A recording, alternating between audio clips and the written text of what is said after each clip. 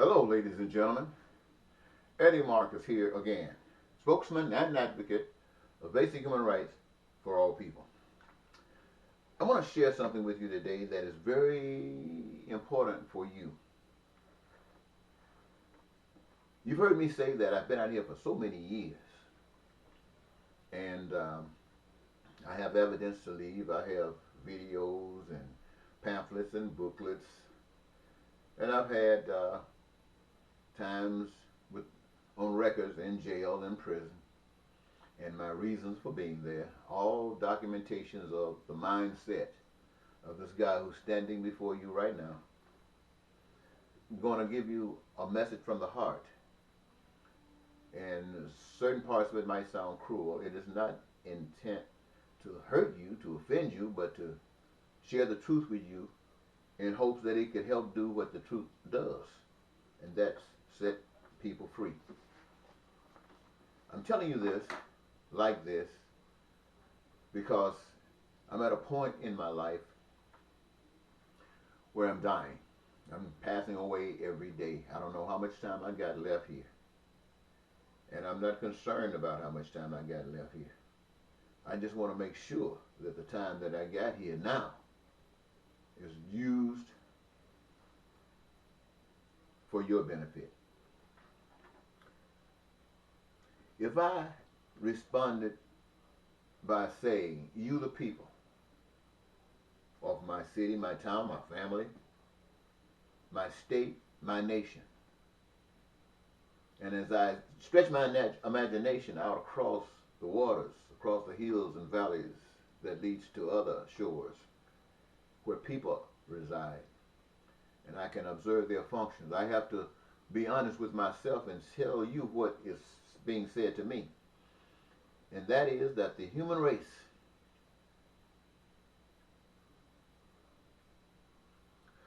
are fools. The human race are fools. Now, if I come before you and say the human race are fools, then let me tell you, I must give you an explanation for that. I'm sure you would like to have one. Listen, and I'm going to share with you what you might know. I've said it, I try to share it in all of my messages because there might be somebody new that's listening. But we all know that humankind had no hand in the structure, development, and the putting here, establishing here of the earth and all of that other stuff that we know not of. But we know we had nothing to do with the establishing of this earth. We know we had nothing to do with it. Not a single one of us. And yet we are blessed to know the potential of the earth, what it can do, what it is capable of doing, how it has been capable of producing everything that we as human beings have decided up to this point that we have needed. And those things that we haven't been able to master just yet, we're working on them with no doubt in our minds that we will be able to accomplish our goals. Here we are. My God. Human beings with the ability given to hunger, to want, to need, to desire, to dare, to reach out based on our own ambitions, be guided by that which is horned to us, to apply ourselves and extract from the resources of the earth, whether it's in it, on it, or above it, seen or unseen, to amass it with those of others just like me and you and all of us. And everything we do serves in the process of creating, first of all of the goods and services that are essential for human survival that mankind plays a role in producing. Like food. Nobody's ever hungry because we got farmers, people who are given a lust to just do that.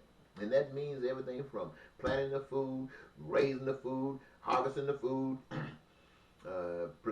taking care of the food, whatever the term is, and distributing the food and all that kind of stuff. Everybody has something to do with it. And they're just talking about plants, I'm talking about animals, I'm talking about everything that has to do with food. Those people have been given a gift. Not everybody, because some of people in the business just because they're trying to have a job. I'm talking about putting the people in it that loves doing it. That's the design. And that's all they do. But by doing that, they are able to access all of the others goods and services that are being produced by others that they might want or need or desire. And that's the same way it works for housing. That's the same way it works for education. That's the same way it works for health care. And the way that we guarantee to ourselves that we'll never run out of those things is as long as the earth is producing the ingredients and the necessary items needed to do whatever it is we want to do, and we are constantly being given these dreams, then we will continue to live and live in peace and be prosperous and joyous. That's the heavenly type of life, ladies and gentlemen, that it was designed to be in the beginning, as far as I can see, and can go back to. Now, the reason that we don't have that way of life is because we, for example, practice the same things today that we practiced back in those days. And let me give you an example. The Republicans and the Bush administration lied to the people of America to start a war. They started a war, the people bought into it. A war that was continued by Democrat Barack Obama. And those two together, utilizing war and terrorism as an excuse to infringe upon the people's rights. Come up with a Patriot Act. You know what it's all about. You know how they set up rules and regulations based upon what they have given you and you've allowed them to do. Even the things that they didn't put before you, they just signed it and you accept it. All in the name of security. You've given up your freedoms for security. Now, you see we have no freedoms. We got all this poverty, all this crime, all this violence. And how does that stuff come about? That stuff comes about because nobody is telling you how God wants it. And when I say God, I'm not talking about some mystical figure named far beyond. I'm talking about you. I'm talking about that desire in you to live peaceful, to be prosperous in living, to be joyous in this life. That's what I'm talking about. And there is a way for that to happen. You know, everything got its opposite. There's a way to live, there's a way to die. There's a way to happen, there's a way to be sad. All those kinds of things. So they're always there. That's what choice represents. But I want you to know that one of the reasons that you don't know the truth is because human beings don't know the truth. They've been lied to from the get-go. And everything they do is based on a lie. Everything they try to construct is based upon a lie. And whether you're being successful in it or not is determined by how much truth you are allowed to have and how much the role of accomplishments that you will indulge yourself in would produce and whether it would benefit the powers that be or not. And that will determine the support you got. But you don't have anybody out here knowing God. The first sign of a person who does not know God is one that says, my Bible says. So what I'm basically saying to you is that the churches has nothing to do with God. It's about the Bible. It is about the Bible. When you go to church, what do they talk about? They talk about the Bible. They tell you about stuff in the Bible. And then they try to expound on what that means to them based upon their own personal experience, which goes back to all of the thousands of organizations that got their own opinion and is the fruit of their separation. And somebody tells you that it doesn't matter how many of you, as long as it gets you to where you want to go, it got to be okay. My message to tell you, ladies and gentlemen, look around you. Is it getting you where you want to go? No, my friend. It's taking you further and further on back in the road because it is designed to keep you just like that. You don't know the truth. If the only thing you got is the Bible, that doesn't mean that there's no truth in it. There's truth in everything. But it means you don't know God. And since you don't know God, you can't talk about God and know what you're talking about. You can't do it. The evidence and all of these organizations that set up 501c3s, which includes the churches. When you talk about organizations out in the community that serve the community, all 501c's. When you talk about for the black community, Urban League and the NAACP, even though they might have been started by white folks, perhaps or had some connection with them. And other organizations within the white communities and the Latino communities and all of these various communities got these little organizations. What they are there for? They are there to be putting on a bandage on a bigger problem. Not to solve anything, but to put a bandage on it so people in the community who contribute to these causes can pretend like they're doing a godly work. You'll hear somebody say, well, if I can only help somebody, if I can only help one person. If you knew how to help one person, you know how to help the whole world if you knew God. Now, what do I mean when I say know God? I mean basically if you care for others the way you care for yourself. Because as long as somebody else hurt you, know that's you. And so you want to make sure that that never happens. Because you never want to hurt. But these organizations are not designed to help you. And so what I'm telling you, ladies and gentlemen, is this. Government is not designed to represent you. Government is designed to keep God in your minds asleep. That wonderful thing that you talk about going to heaven to, you can have right here. You have heard that hell tried to break loose in heaven and he was kicked out. So, down here in the human race, the same things are going to happen. If hell is bigger than heaven, heaven will be kicked out. If hell is bigger than heaven, here on earth, in the human experience, heaven will be kicked out. It will be kicked out. The only way heaven can stay here is to overcome this world. And by overcoming it, change it. That's the only way heaven can be here. Problem here, ladies and gentlemen, is if the power of human beings and the anti-spirit is so great that they want to kick that which is heavenly represented here out, there's no problem. There is no problem. Those who are prepared, who know the truth, will resist you. They will resist you. What person who is free, who has claimed their own sovereignty, will bend to people who lie, cheat, steal, kill, do anything, and they say for their national security? They'll abuse any threat, wherever it might come. Even if it's not real, we see that. That's when you make up these states and have these wars that's not true. All of these things to get ahead and be the greatest or whatever, all these lies, and make policy that people gotta follow. And I can think of no other time as ugly as the time that we're living in right now, where we had two people, and I keep saying this because I want to make a point, running for president that you would choose. They were put before you, a man and a woman. You see what I'm saying? A man and a woman. You had already experienced a black, so that was out of the way.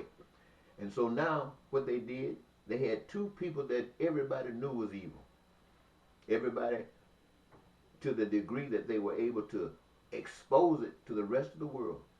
And it wasn't even challenged when Trump was called all these liars, and he didn't challenge this. He didn't sue anybody.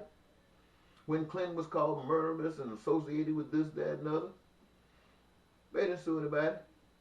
They just want to keep the heat off and don't even talk about it. So you got established before you evil. The powers that be say, I'm putting evil before you. You got choice. You say, well, I don't think any of these guys are any good, but one is not as bad as the other one. The only people that could do that are people who are fools. And when I say fools again, I'm talking about people whose mindset is tuned to the operations of those that would use them as tools of their own destruction for the benefit of others. And they do it. That's what you call a person absent God. Now, as I said, you're not going to get God from preachers. You're not going to get God from the church. You're not going to get God from all organizations. So where do you get God? God is in you. So you have to begin to change yourself. Now, that might be a hard thing you think. It's really not. Some of you grow up, some of you don't. But I'm telling you, you're living in a time now that calls for you to grow up. And the way to God is to want to know God. And to want to know God, you will find that God is not out anywhere else except in you. And to get closer to God, you must care about others as you care about yourself. Because as God is in you, God is also in them. And as you recognize the God in each of you, then you recognize that together you are one. And you recognize that though somebody else's problem is theirs and you never thought of it before, but now that God is alive in you and God is over there, you know that one problem is the same problem. The cause is the same. And the perpetrator is the same. The victim is the same. And those that allow it to happen, the same. So, in order to stop it, it means resist. Who's going to resist it? Those who know the truth. I'm calling people wherever you are. In Minnesota, in the United States, wherever in the world. Go inside of yourselves. Care. I know it's hard. It's hard. You've spent most of your life believing and hoping that something was going to change and make life better for you, and yet life seems to get worse. And rather than coming closer to problems, we have begun to blame others. We try to leave ourselves out, but we just stick blame. Blame, blame, blame, blame, blame.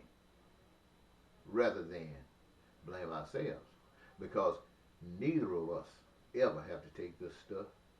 Ever. We don't have to take it. That choice is ours. And that choice is as blessed as saying you'll do anything to get what you want.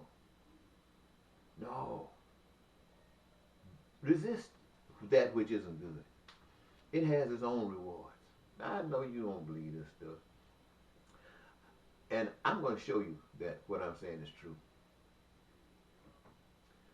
As far as I'm concerned, by me assuming my own sovereignty, I am not governed by the laws of the state or this nation or this world beyond where I choose to.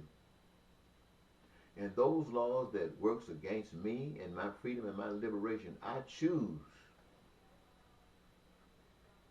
to resist. Now, for evidence, I got one court case coming up in the last part of July. It's a traffic violation. I will be asked to plead guilty or not. I'm not going to plead. Why? Because this system has no more jurisdiction over me. They don't have the moral authority or the moral right. So get out of the way. No, they're not going to get out of the way just because I said that. This is a nation. They got its own rules and regulations. They say it's a nation of laws. And you know, laws come before God or anything. So they're going to have to do what they're going to have to do to me. And I'm going to go through it because the Lord, what I say is the Lord, I'm talking about the Spirit is alive in me. And as they try to do whatever they're going to do to me, I will know that that Spirit in me is resisting. Now, when they execute force and take me and do what they want to me, that's okay. I can't master that. If God, a power outside of me that is responsible for the earth and my being here, allows that to happen, it must be okay. And I trust God because even in this moment in time, knowing that I'm dying and knowing that I'm telling you the truth and hoping like everything that you'll buy what I'm saying and resist this stuff. Resist it all. You know, you got to, let me tell you, ladies and gentlemen, in your foolishness, you don't see that there's a showman in Washington, D.C. walking across that stage laughing at you. It is not laughing at you black people, not just laughing at you poor people, not laughing at you women, not just laughing at you people who got medical problems. He's laughing at everybody, laughing at the Congress, the United States Congress, senators, and the representatives. Laughing, my friend, at the FBI, laughing at the CIA. He knows that they're all tricks. He knows that they're all no good. He knows they're just like I'm telling you. Now, I guess they must letting him get by with it because they don't want him to confirm what I'm telling you. Be that as it may, you're not on the God side. You right over there in the middle of that stuff. So everything that Trump does, it is empowered by you. And you sitting back trying to sneak something, you gonna outsmart the turkey. You can't outsmart the turkey. The only way you can outsmart that turkey is to switch. And have the turkey playing his own game, because you playing another one, and this one you win. So that's all I'm trying to tell you, ladies and gentlemen. There is a God. That God is experienced when you treat others like God is in them. In other words, you treat them like you are God, treating them. And you don't let anything come between you and that operation between one another. Now, I don't know whether, I know we all going to die. But the only reason I would want to live here in America or anywhere on earth continuously is if you guys were lovers. If you guys changed where everybody on the streets and all around your city and town had a wonderful career because it's of their own choosing. And that's the only thing they had to do was to do their career, and it brought them the greatest joy. And the career position that they had played a role in creating all of the goods and services that they say they need or want. And that means the planes, the machines, the satellites, and everything that they do. And it's costing not one red penny. You don't need no intermediary coming in and talking about taxes and fees and loans and penalties and all that kind of stuff. It's burn up in hell. You do the work. You play your role in this process. And as such, all the things that exist because of you.